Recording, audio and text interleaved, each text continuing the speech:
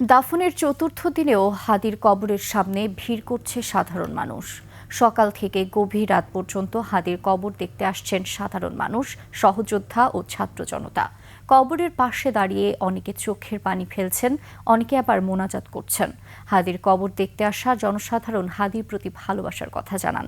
এ সময় দ্রুত হাদি হত্যার বিচারও দাবি করেন তারা। হাদি ছিল এই দেশের সার্বভৌমত্ব রক্ষার জন্য এবং গণতন্ত্র রক্ষার জন্য উনি কথা বলে গেছে। তার এই কথা বলা যাতে আমাদের মধ্যে জাগ্রত থাকে।